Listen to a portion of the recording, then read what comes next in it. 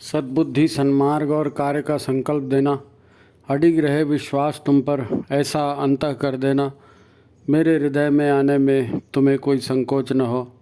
हे गुरुदेव, मुझे नज़रों से दूर कभी न होने देना। हे गुरुदेव, मुझे नज़रों से दूर कभी न होने देना। नमस्कार, गायत्री चिंतन धारा में आपका स्वागत है।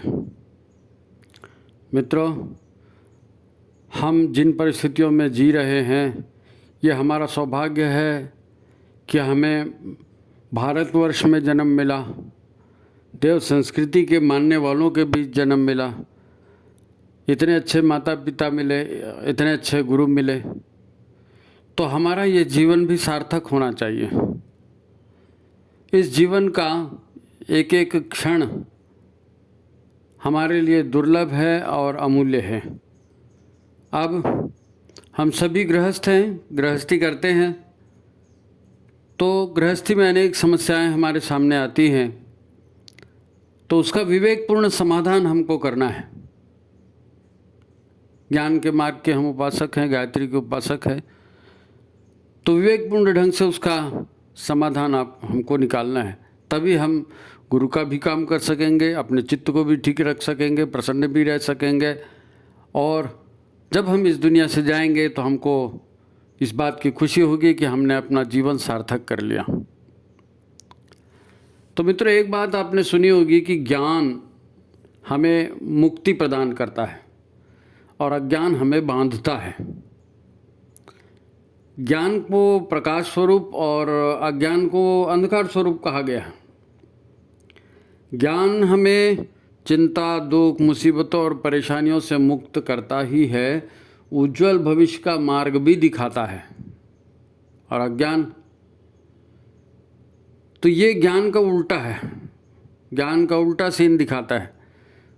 तो अज्ञान में होता यह है कि हम अच्छा होगा ये सोचकर काम हाथ में लेते हैं, परंतु पूरी जानकारी हमारी नहीं होती, और कार्य के परिणाम के जो सूत्र होते हैं, कैसे अच्छा परिणाम निकलेगा ये भी हमें मालूम नहीं होते।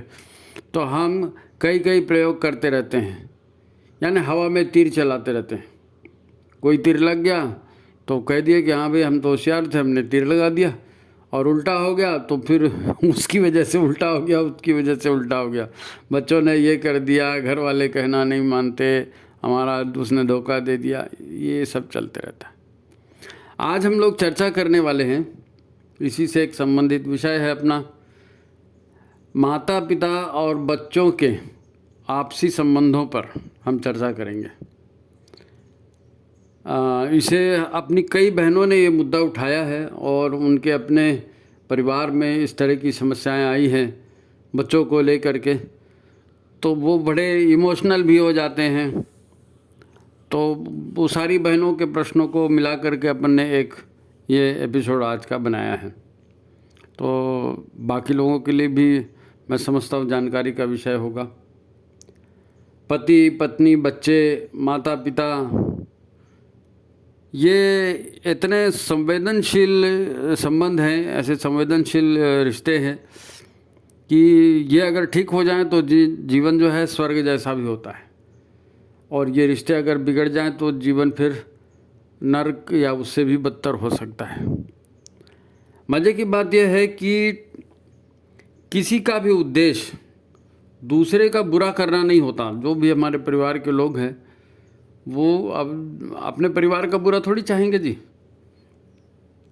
उद्देश्य किसी का बुरा नहीं होता। खासकर माता पिता और बच्चों के संबंध के बारे में बात करें तो ये सच है। माता पिता क्यों अपने बच्चों का बुरा चाहेंगे, या बच्चे भी नहीं चाहते माता पिता का बुरा। परेशानी खड़ी होती है अधिकार की भावना से।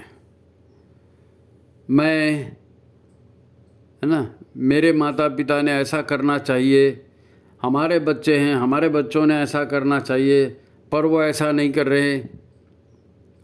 बस बात इतनी सी है। पर ये टंटा, ये झगड़ा, ये विवाद, ये ईगो पर भी चला जाता है, अहंकार पर। मैंने कहा नहीं सुना, अब ये अहंकार तक बात चलेगी। भावनाओं को जरा सी चोट क्या लगती है, लोग तुरंत ऐसा माहौल बना देते कि बाप रे कितना बड़ा धोखा हो गया, ज़िंदगी बर्बाद होगी। फिर वही इसके बारे में उसके बारे में ऐसा हो गया, अंतहीन विवाद चलते रहता है।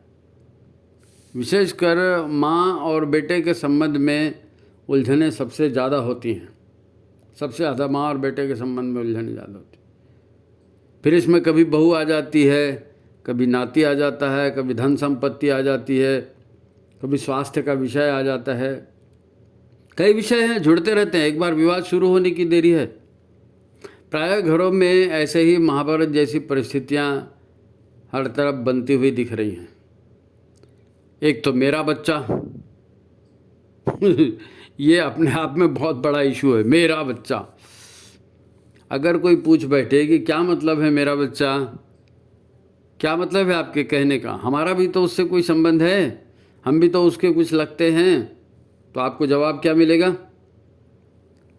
तुम नहीं जानते एक माँ के लिए उसका बच्चा कितना अहमियत रखता है। अच्छा, माँ बेटे को लेकर इतनी इमोशनल कहानियाँ समाज में प्रचलित है, इतने ऊंचे आदर्श समाज में कथा कहानियों के रूप में बताए जाते हैं कि माँ मतलब बिल्कुल देवी जगदम्बा की शक्ति है और हर बार वो जो कर रही है वो अच्छा ही कर रही है। देखो, सत्य की उपेक्षा हमेशा दुखदायी होगी, सत्य की उपेक्षा हमेशा दुखदायी होगी। हम भगवान की बात आगे करेंगे, पहले माँ और बच्चे की बात करते हैं। सबसे बड़ा सत्य यही है कि महिला की रचना ही बताती है कि बच्चे से उसका जो घनिष्ठ संबंध है वो प्रकृति ने या परमात्मा ने स्वयं ही बनाकर रखा है। इस पर कोई विवाद नहीं हो सकता कि माँ और बेटे का एक विशेष संबंध है। परंतु इस परंतु का भी बड़ा महत्व है। एक स्टार यहाँ भी लगा हुआ है और वो स्टार दर्शाता है, नो डाउट, कोई शक नहीं कि माँ बेटे का संबंध प्रकृति ने बनाया, परंतु बच्चा एक स्वतंत्र जीव है, उसका अपना इतिहास है, उसके अपने गुण दोष हैं, उसका अपना प्रारब्ध या भाग्य है। ये भी उतना ही सच है। मेरा बच्चा बोल दिया तो क्या हुआ, वो भी एक स्वतंत्र जीव है, पिछले जन्मों का अपना प्रारब्ध लेके आया है, अपने गुण दोष लेके आया है, तो उसकी भी अपनी आइडेंटिटी है। और दूसरी बात, फिर उसका यदि विवाह हो जाता है तो उन नए पति पत्नी का संबंध भी वो भी 7 जन्मों का है। अब अगर माँ कहेगी मैंने इसको जन्म दिया है तो मेरा ही इस पर पूरा हक है, तो पत्नी भी कहेगी मेरा तो 7 जन्म का संबंध है, अब तू कहाँ से आई। और पति पत्नी के बीच माँ की भूमिका क्या है, बच्चे की भी बड़ी समस्या होगी यदि उसे माँ और पत्नी में से किसी एक को चुनना पड़ेगा तो। देखो, झंझटें होती क्यों हैं? जब लोग हक या अधिकार की भावना जताते हैं या अधिकार की भावना पाल लेते हैं, उसी आधार पर सोचते हैं, तो फिर इसको अपने मान अपमान से जोड़ लेते हैं वो लोग। मान अपमान से जुड़ गया, मन ईगो से जुड़ गया, अहंकार से जुड़ गया, फिर तो तनाव और वर्चस्व दिखाने का जो चक्र शुरू हो जाता है ना, तो फिर ये चक्र, ये संघर्ष, ये कहाँ तक जाएगा कुछ कह नहीं सकते। कुछ भी हो सकता है, अनिष्ट से अनिष्ट, बुरे से बुरा भी हो सकता है, इस चक्कर में बर्बादी भी हो सकती है। तो अब इसमें समझदारी की बात, ज्ञान की बात कैसे चले? जब तक मेरा बच्चा टाइप का कोई अधिकारपूर्ण इमोशनल वाली सोच रखेगा, है ना, तो कुछ भी अच्छा होने की संभावना तो कम है। परंतु उन भाई बहनों के लिए जिनकी बात अभी इतनी गंभीर नहीं हुई है, उनको देखने का एक दृष्टिकोण आज मिल सकता है, और वो ये कि माँ या महिला, कोई भी माँ या कोई भी महिला, वो पहले मनुष्य है, वो पहले इंसान है, मनुष्य है, एक प्राणी भी है नहीं? अन्य प्राणियों के भी बच्चे होते हैं, अन्य प्राणियों की भी माताएं होती हैं, उनकी माता भी कोई कम नहीं होती भाई। उनकी माता भी, माँ तो माँ है, चाहे मनुष्य की माँ हो, चाहे किसी प्राणी की हो, चाहे किसी चिड़िया की हो, किसी को एक सीधी सादी गाय भी अपने बच्चे को बचाने के लिए खूंखार से खूंखार शेर से भिड़ जाती है नहीं। एक चिड़िया की माँ, मतलब एक चिड़िया की माँ अपने अंडे या अपने बच्चे को सांप से बचाने के लिए सांप से भिड़ जाती है नहीं। एक बंदरिया होती है, वो भी यहाँ से वहाँ कूदते रहती है, निर्वस्त्र घूमती है, लेकिन फिर भी उसका बच्चा मर जाए तो मरे हुए बच्चे को भी वो छाती से लगा के रखती है, उसको छोड़ना नहीं चाहती, उसकी लाश को भी छोड़ने के लिए तैयार नहीं होती। तो माँ है, हर जीव हर प्राणी में वो मातृत्व है, माँ है महा, और वो उतनी ही महान है। क्या इनकी ममता किसी मनुष्य की ममता के मनुष्य जो माता बनी है उसकी ममता से कम हो जाएगी क्या? नहीं, ऐसा बिल्कुल नहीं है। पुराणों में कथा आती है कि टिटैरी ने समुद्र के किनारे अंडे दिए और समुद्र में लहर आ गई तो वो अंडे बहा के ले गई लहर। तो वो टिटैरी अपनी चोंच से समुद्र में रेत भरने लगी कि ठहर जा, तो मैं तेरे को भर के छोड़ूंगी, तेरा सारा पानी निकाल दूंगी। तो पुराणों में कथा आती है। तो माँ तो किसी की भी हो, किसी भी जीव की हो, वो जननी है ना, जन्म देने वाली है।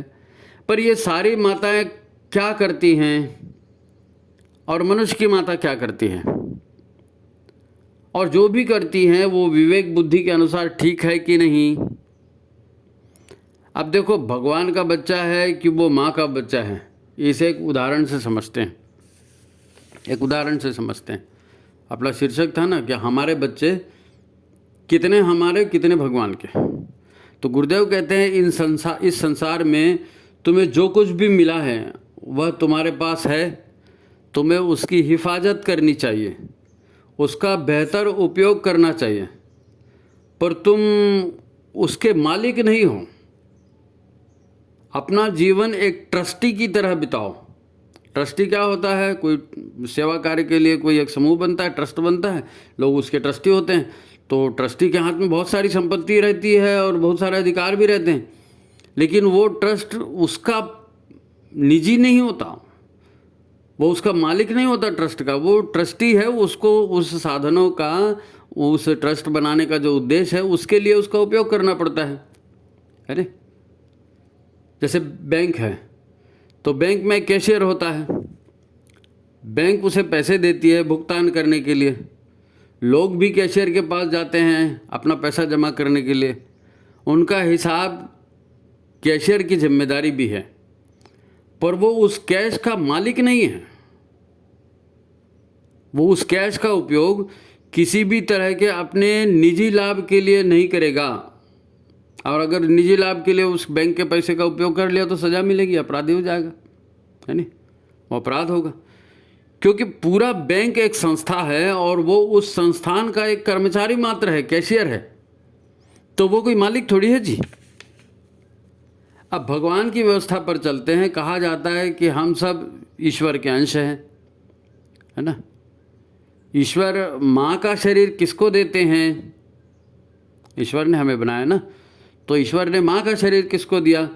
जो जीवात्मा मातृत्व ग्रहण करने के लिए सुपात्र होगी वही कन्या के रूप में जन्म लेगी।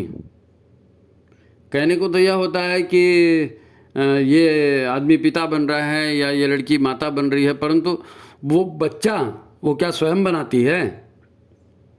उसके नाक, उसके नक्श, उसका माथा, उसकी त्वचा का रंग, उसके बाल आदि सब माता या पिता या दादा या दादी से मैच करते हुए वो स्वयं बना सकती है क्या? कोई भी लड़की जिसकी नई नई शादी हुई है इतने नए नक्श बाल सब वैसे ही बना देगी? चलो वैसे ही एक सजीव मिट्टी की मूर्त ही बना के दिखा दो। बच्चा तुमने बनाया क्या?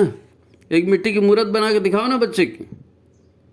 आप बच्चे की मूर्त नहीं बना सकते हो, फिर दावा जरूर है कि बच्चा हमने बनाया। आप माध्यम बन गए बच्चा बनने के लिए, बच्चा तो ईश्वर ने बनाया। हमेशा इस बात का ध्यान रखना कि मातृत्व वंदनीय है, मातृत्व पूजनीय है। ये गुण जीवात्मा में थे, इसीलिए तो पुरस्कार स्वरूप उसे ईश्वर ने माँ की भूमिका के लिए चुना। मातृत्व गौरव की बात है। आप में गुण थे माँ बनने के लिए, इसलिए भगवान ने आपको उस भूमिका के लिए चुना। उसे मातृत्व में कष्ट हुआ, बच्चे को जन्म देने में कष्ट होता है, तो वो बच्चे को प्यार कर सकती है, उसे खिला पिला कर है ना, अपना मातृत्व देकर तृप्त कर सकती है। ये सब बातें उसके लिए हैं। ये उस बात से भिन्न नहीं है कि कैशियर अपने कैश की सुरक्षा के लिए ताला भी लगा लेता है। कैशियर अपनी कैश की सुरक्षा के लिए बंदूकधारी गार्ड भी रखे जाते हैं, है ना, वो रखते हैं बंदूकधारी गार्ड। वो खुश हो सकता है कि मैंने पैसों का पूरा पूरा हिसाब रखा, है ना, उसे किसी अनाधिकारी को मैंने नहीं सौंपा। अब वो कैश रिजर्व बैंक से जारी किया गया है, ये उसके पास जाना ही जाना है, जो उस कैश का अधिकार पत्र प्रस्तुत करता है। कोई चेक प्रस्तुत करता है, कोई ड्राफ्ट प्रस्तुत करता है, कोई अकाउंट में जमा करता है, अथॉरिटी होती है ना जमा करने। उसके बाद अथॉरिटी है तो कैशियर को वो पैसा देना पड़ेगा उसको। आप ये नहीं बोल सकता कैशियर कि वाह ये पैसा मेरी जवाबदारी जी, मैं तुमको क्यों दूँ। नहीं, ऐसा नहीं है। आप जिस पद पर हो उसकी जो जवाबदारी उसके हिसाब से, तो कैशियर भी वो मजबूर है जो अधिकारी आ रहा है उसको देने के लिए पैसा। जिसने कैश विड्रॉल किया वो सुपात्र था, है ना, वो सुपात्र था। उसने वाउचर भरा, उसने चेक दिया, कैशियर ने उसको पैसा दिया, काउंटर से वो पैसे लेकर चला। अब आप उसके पीछे पीछे दौड़ रहे हो, चोर चोर पकड़ो पकड़ो, मेरा पैसा ले जा रहा है। तो ये सही है क्या? मेरा पैसा कैसे ले जा रहा है? उसके पास अथॉरिटी थी, उसने पैसा ले लिया, अथॉरिटी आपको दे दिया तो पैसा उसका हो गया। नहीं साहब मैं कैशियर हूँ, तुम कैशियर हो तो तुमको मिला ही इसीलिए था कि तुम दूसरे को दो। अधिकार पत्र जो देगा उसको देना है। एक बार आपने बच्चा पैदा कर दिया, उसे खिला पिलाकर पढ़ा लिखा दिया, तो अब क्या? वो भी इस संसार का ही एक अंग बन गया। आप ये नहीं कह सकते कि तुम मेरे सिवा जो है इस बच्चे को कोई नहीं देखेगा, इससे कोई व्यवहार नहीं करेगा, हैं? ये कहना मानेगा तो सिर्फ मेरा मानेगा। ये ऐसा नहीं होता ना, ऐसा संसार नहीं चलता। वो उदाहरण तो मैं खैर कैश की बात थी। यहाँ एक जीवित इंसान का मुद्दा है। जीवित इंसान का मुद्दा है। क्या मुद्दा है? इंसान यानी हम सभी ईश्वर की व्यवस्था से ही जन्मे हैं। प्रश्न यह है कि मैं कौन, है ना, प्रश्न यह है कि कौन किसका, किसने किसके लिए क्या किया। हमें भी जन्म लेने और बड़ा बनाने में न जाने कितनों का सहयोग हमारे माता पिता को मिला, नहीं मिला? माता पिता को भी कई लोगों ने सहयोग दिया ना, फिर हमको भी न जाने कितने लोगों ने सीधी सीधी सहायता की। इसीलिए तो हमारे यहाँ अधिकारों की मांग नहीं की जाती। हमारा सनातन धर्म जो है, देव संस्कृति जो है, इसमें अधिकारों की मांग नहीं होती। कोई डिमांड नहीं करता कि हमारा हक है, देना होगा, लेना होगा, नहीं। देव संस्कृति अधिकारों की नहीं, कर्तव्यों की बात करती है। हमारे झगड़े इसीलिए होते हैं ना कि मैं पिता हूँ, मेरे को मिलना चाहिए, मैं माता हूँ, मेरे को मिलना चाहिए, उसने छोटा है तो उसने ऐसा करना चाहिए, उसने बड़ा है तो उसने ऐसा करना चाहिए। उसने क्या करना चाहिए ये बोलने का आपका हक ही नहीं है। आपको केवल अपना कर्तव्य करना है। देव संस्कृति अधिकारों की नहीं, कर्तव्यों की बात करती है। हमारी संस्कृति कहती है कि हम सद्बुद्धि को धारण करें और देने वाले बने। इदम गायत्री इदम न मम, ये मेरा नहीं है, ये समाज का है। हमारा अस्तित्व ही प्रश्नों के घेरे में है जी। हमारा अस्तित्व ही प्रश्नों के घेरे में। क्या हमने अपनी इच्छा से अपने माँ बाप चुने हैं? क्या अपनी इच्छा से हम पैदा हुए तो यही सोच के पैदा हुए कि इसी जाति के में जन्म लेंगे, यही हमारा धर्म रहेगा, यही हमारा रूप रहेगा, ये हम अमीर रहेंगे या गरीब रहेंगे? ये हमने चुना था क्या? नहीं, ये सब ईश्वर की व्यवस्था से हुआ है भाई। ईश्वर की व्यवस्था से हुआ है। हमारे ऊपर भी सबका, सारी व्यवस्था का कर्जा हमारे ऊपर है। मातृ ऋण, पितृ ऋण, ऋषि ऋण, देव ऋण, न जाने कितने ऋण हैं। वो उन सबका सहयोग था, इसलिए हम अस्तित्व के रूप में यहाँ खड़े हैं। ये किसी की ओन प्रॉपर्टी नहीं है, पर्सनल प्रॉपर्टी। हम स्वयं समाज की प्रॉपर्टी है, राष्ट्र की प्रॉपर्टी है, ईश्वर की प्रॉपर्टी है ना। तो देव ऋण, पितृ ऋण, न जाने कितने ऋण हमारे ऊपर, इसके चुकाने की चिंता हमको करनी चाहिए। उल्टे हम तथाकथित अधिकारों के लिए लड़े जाते हैं, इसीलिए फिर लफड़े होते हैं। फिर राजा दशरथ इतने बड़े सम्राट, उन्होंने देवताओं के पक्ष में कितनी लड़ाइयाँ लड़ी, 3-3 शादियाँ की, बच्चा नहीं हुआ। और जब ईश्वरीय व्यवस्था से एक छोड़ 4-4 बच्चे पैदा हो गए, उनमें से एक तो साक्षात प्रभु राम। अब ठीक है, ईश्वर ने उम्र के 4थे चरण में क्यों ना हो इतने होनहार 4 बच्चे दे दिए, आपको उनका बालपन एंजॉय करने को मिला ना, बचपन में आपने उनको खिलाया ना, बुढ़ापे में आपको बच्चा मिल गया और बुढ़ापे में आपने अपना बच्चा समझ के ओरे लल्लू ओले पप्पू ओरे गुड्डू पूरा प्यार कर लिया ना उसको। अब क्या ज़िंदगी भर उसे छाती से लगा के रखोगे, मेरा बच्चा मेरा बच्चा? अरे भाई ठीक है, तुम्हारे घर में तुम्हारे माध्यम से बच्चा पैदा हो गया, तो क्या तुमने पैदा किया? 3-3 शादियाँ तो पहले कर चुके थे दशरथ जी, वो तो बच्चा पैदा नहीं हुआ। अब बच्चा ऋषियों की इच्छा से, ऋषियों की योजना से, दैवी योजना से तुम्हारे यहाँ पैदा हो गया और तुम बच्चे को छाती से ही लगा के रखो, नहीं मेरा बच्चा। अरे भाई ईश्वर का विधान है, ईश्वर का विधान ही सर्वोपरि होता है, चाहे कोई कितना भी बड़ा तोपचंद क्यों ना हो। मर गए राजा दशरथ, भगवान क्या अपराधी हो गए? भगवान राम उसके लिए अपराधी हो गए? वो तो मेरा बच्चा करके मर गए ना, क्या हुआ? नियति को जो होना था वो हुआ, और भगवान उसके लिए दोषी नहीं है, उसके लिए स्वयं राजा दशरथ दोषी है। ये सारी चर्चा हम क्यों कर रहे हैं, क्यों कर रहे हैं? ये सारे उदाहरण इसलिए बता रहे हैं कि बात बहुत गंभीर है, बात बहुत गंभीर है, हमारे दैनिक जीवन से जुड़ी हुई है और हमारे समय को खा रही है, हमारे शक्ति को खा रही है, हमारे सामर्थ्य को खा रही है। इस पर चर्चा बहुत जरूरी थी। बच्चा कितना हमारा है, कितना भगवान का है, ये चर्चा हमारी कहाँ जा रही है नहीं? हम प्रार्थना करते हैं ना, उस प्राण स्वरूप दुख नाशक सुख स्वरूप श्रेष्ठ परमात्मा को हम अपने अंतःकरण में धारण करें और वह परमात्मा हमारी बुद्धि को सन्मार्ग में प्रेरित करे। तो सन्मार्ग को पकड़ना है, ज्ञान को, सद्बुद्धि को पकड़ना है।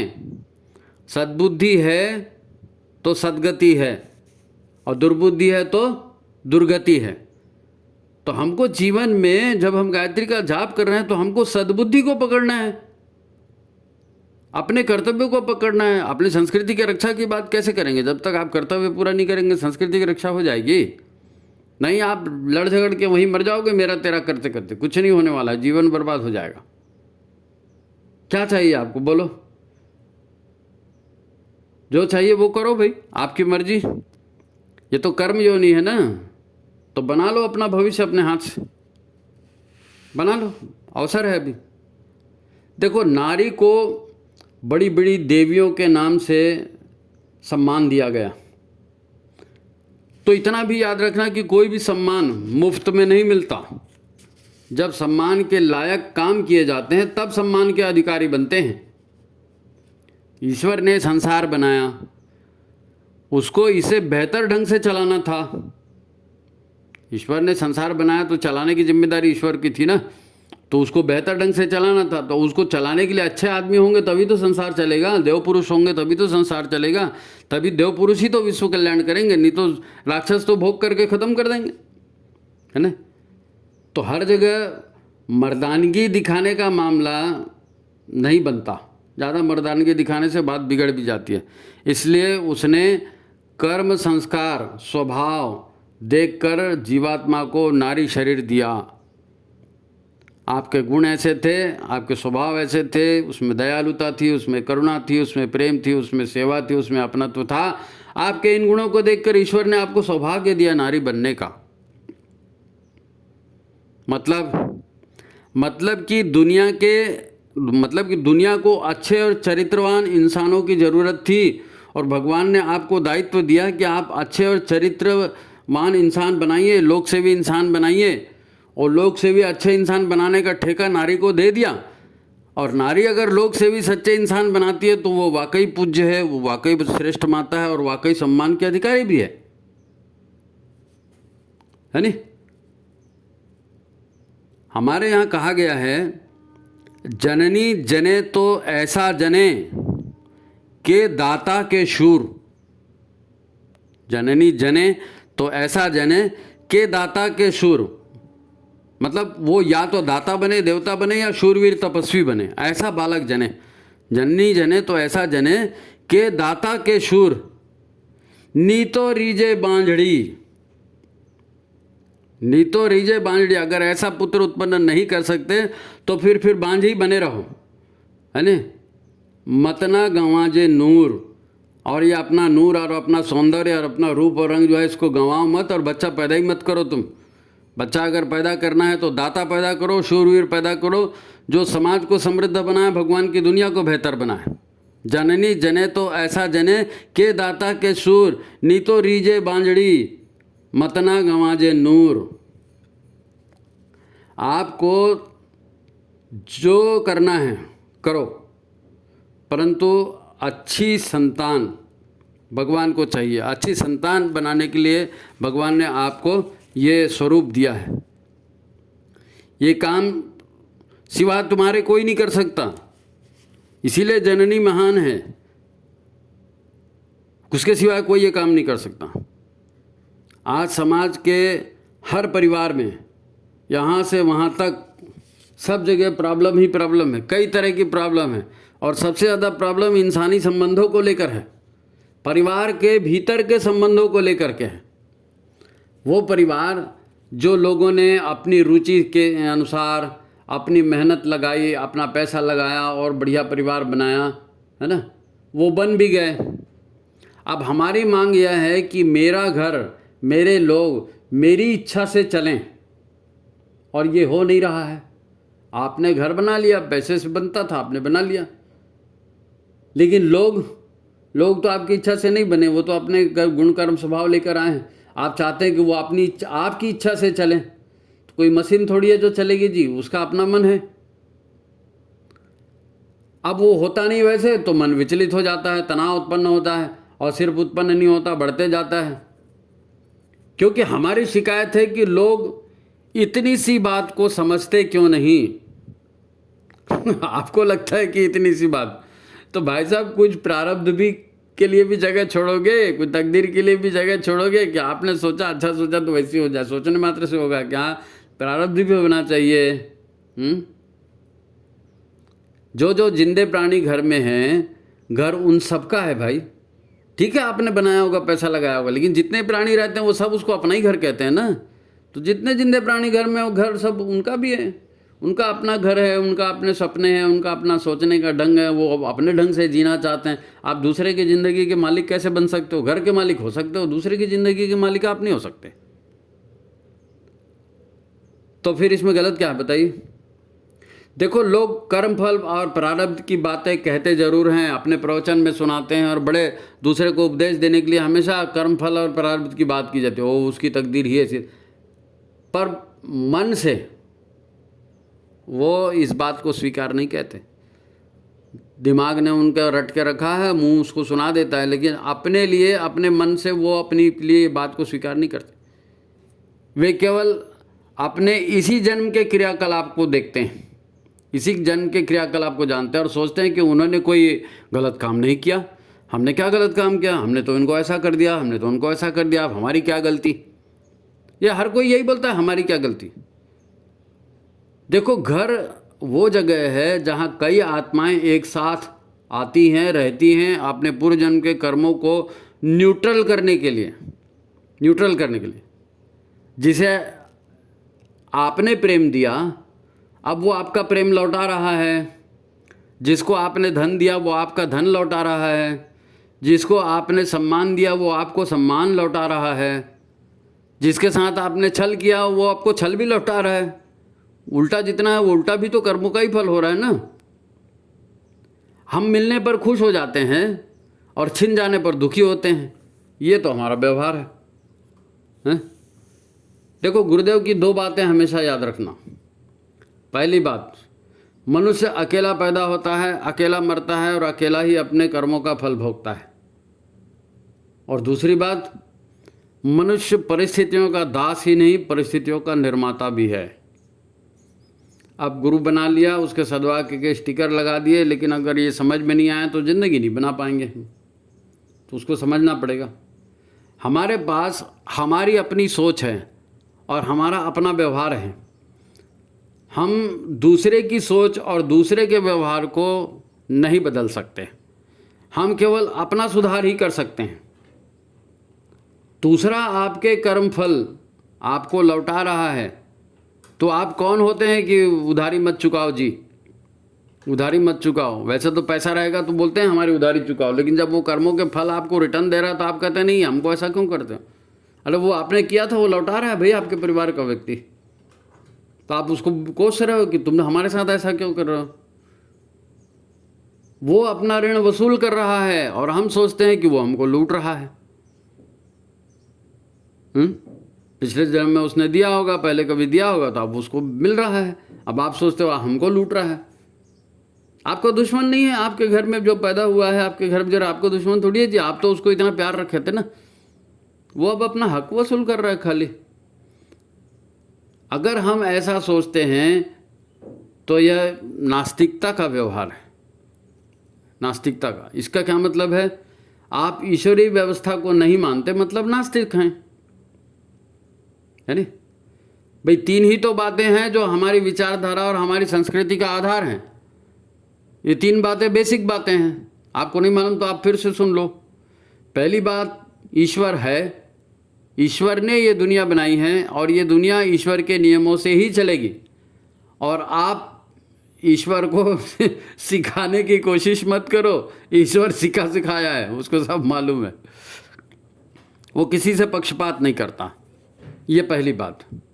और दूसरी बात भी पूर्व वैज्ञानिक ही है कि हर क्रिया की प्रतिक्रिया भी होती है, और ये प्रतिक्रिया उतनी ही प्रभावी होती है जितनी प्रभावी क्रिया आपने की थी।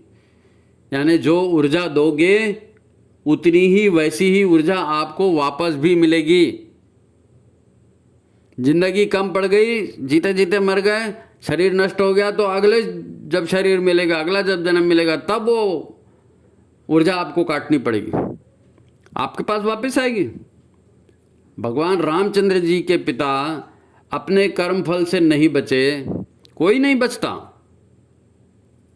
आदिशक्ति ही सबकी माता है और ईश्वर ही सबका पिता है।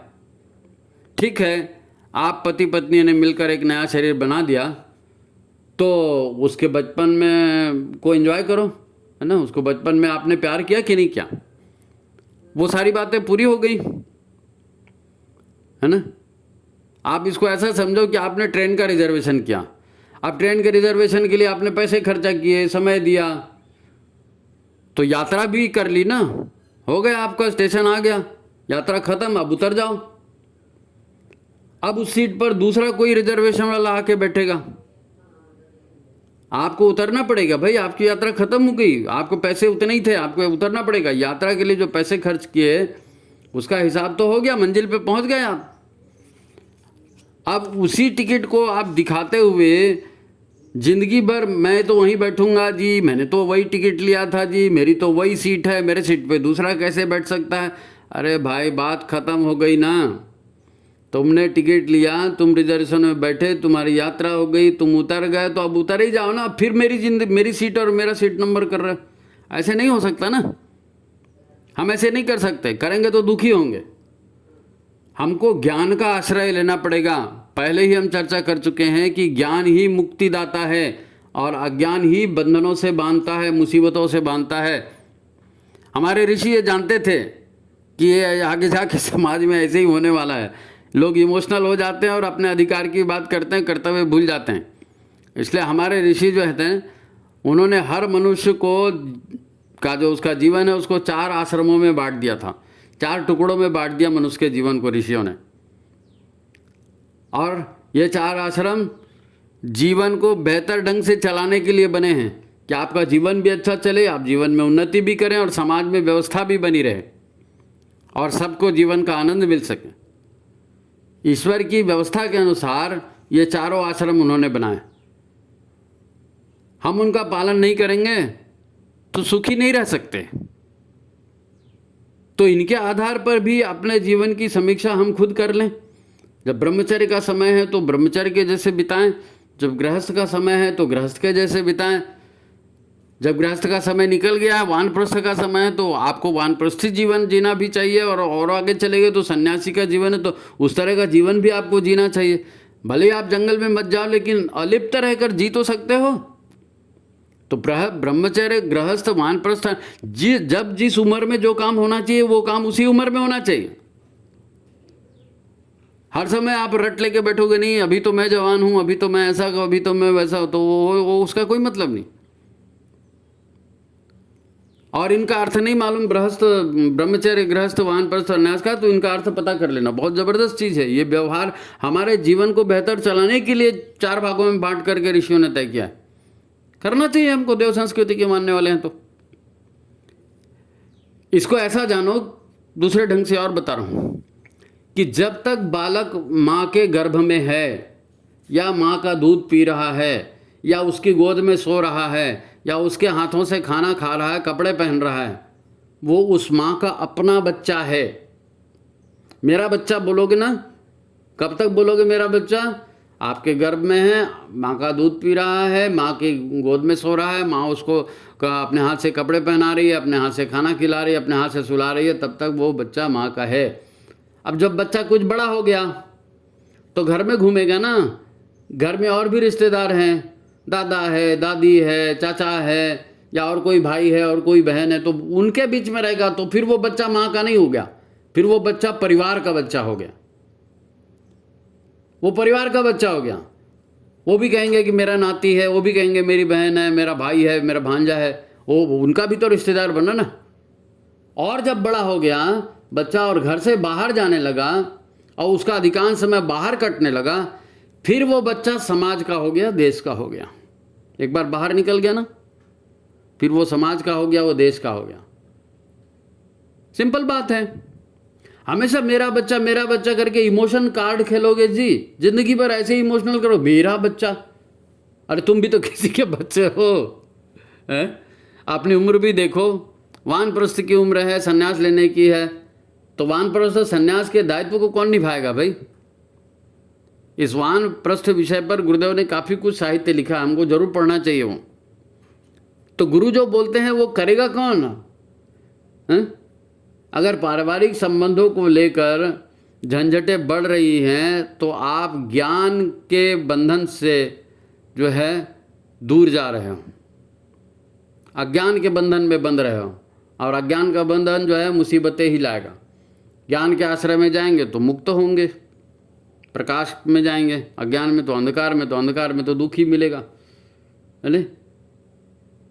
इस उम्र में जब तेरा मेरा का चिंतन छूट जाना चाहिए, नियति को स्वीकार कर लेना चाहिए, लोगों की इच्छाओं का भी सम्मान करना चाहिए। अरे तुम्हारे बच्चे तुम्हारी प्रॉपर्टी नहीं है भाई। अगर तुम उम्र दराज हो चले हो, तुम्हारी खुद की उम्र बढ़ रही है, अब तक बच्चे तुम्हारा कहना मानते थे, तो अब इस बढ़ती उम्र में तुम्हारे पैदा किए बच्चे तुम्हारी भावनाओं को नहीं समझते। यही शिकायत है ना, जब हमने पाल पोस कर बड़ा किया तो अब हमारा उनको ध्यान रखना चाहिए। तो अगर वो तुम्हारे ही पाले पोसे लोग बड़े हो गए और तुम्हारा ध्यान नहीं रख रहे हैं, तो ये गलती किसकी है? तो ये गलती किसकी है? आपने अपना बच्चा समझ के अभी भी छाती से आप दूर नहीं कर रहे हो, तो जिंदगी भर छाती, आप वो बड़ा होते तक आपने क्या सिखाया बच्चों को, क्या संस्कार दिए? तो गलती आपकी, अगर बच्चा आपको नहीं मानता और नहीं आपकी सेवा करता या नहीं आपकी सुनता, तो आपने अपने बच्चों को अच्छा संस्कार नहीं दिया। या फिर दशरथ की तकदीर ही थी, वो पितृवियोग में मर गया, पता नहीं आपके साथ क्या होगा। मैं लोगों के लिए बुरा नहीं चाहता, लेकिन ये आंख मूंद करके नहीं जिया जा सकता, समझदारी बहुत ज़रूरी है। आध्यात्मिक ढंग से कहें तो मैं मेरा ये अहंकार या अज्ञान ही दर्शाता है। जब तक जीवन है तब तक ही संबंध है, जब तक जीवन है तब तक ही संबंध है, चाहे जैसे भी रहें। एक बार जीवन खत्म तो सारे संबंध भी खत्म। इसलिए जीवन को बेहतर बनाओ।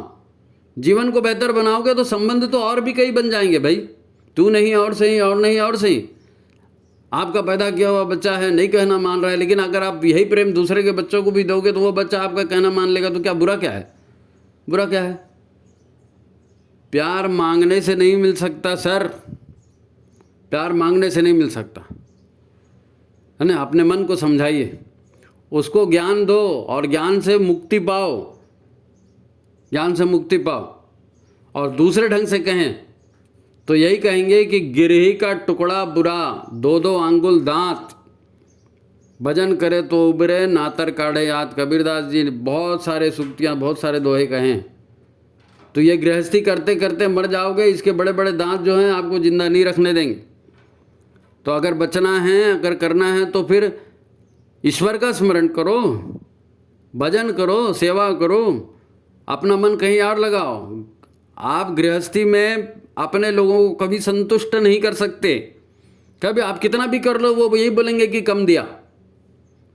इसलिए जब वो करना था तब कर दिया, बच्चे बड़े हो गए तो जरा भगवान का भजन करो, है नी। गुरु नानक जी क्या कहते हैं? गुरु नानक जी कहते हैं, गुरु नानक जी जो सिखों के गुरु कहलाते हैं ना, तो गुरु नानक जी कहते हैं कि मैं मेरे की बात मत कर, एक अहंकार, एक ओंकार सतनाम, वही करता पुरुष। ईश्वर एक ही है, वही सत्य है, और जो करता है वो ईश्वर ही करता है। तो ईश्वर के आगे ही सिर झुकाओ, मैं मेरे की बात मत करो, ईश्वर की बात करो। एक ओंकार सत्यनाम करता पुरुष। तो फिर अंत में कुछ अच्छे कर्म थे तो मानव जीवन मिल गया है नी। महाकाल के रूप में आपको इतने अच्छे गुरु मिल गए हैं, तो अपने भाग्य को धन्य समझो। मानवीय संबंधों को समझकर, है ना, जीवन को जियो, जीवन का आनंद लो और लोगों को भी आनंद के जीवन का अवसर दो, है नी। ये जीवन झगड़ने रोने के लिए नहीं है भाई, कुछ नया सीखने के लिए है, कुछ सेवा करने के लिए है, कुछ विकास करने के लिए है नी। महाकाल का काम करें, है नी, अपना विकास करें और अपने जीवन को सफल करें। क्या रखा है इन छोटी छोटी बातों में, ठीक है। तो फिर युवापति महाकाल की जय। आज की काफ़ी बातें कही गई हैं, हमने इस नीरस विषय को अच्छा बनाने की कोशिश की है। फिर भी अगर समझ में नहीं आया, जो परेशान हैं उनको एक बार में समझ में नहीं आएगा। खास करके जिन बहनों ने कहा था उन बहनों को तो इसको और 2-4 बार पढ़ना चाहिए, क्योंकि ज्ञान ही प्रकाश देगा, उसी के आधार पर आप सुखी हो पाओगे। और नहीं तो इसी झमेले में आपको कोई भी नहीं बचा सकता। यह ज्ञान का अंधकार है, अपने ही अपने ठोकरे में खाते रहोगे, गिरते रहोगे, इसका कोई समाधान नहीं निकलेगा। तो देखिए, इसको सुनिए, और जिन परिवारों में और भी आपका संपर्क है वहाँ लाइक करिए, शेयर करिए, उनको पास भेजिए, है नी। तो आज की बात यहीं समाप्त करते हैं। सभी को प्रणाम, नमस्कार।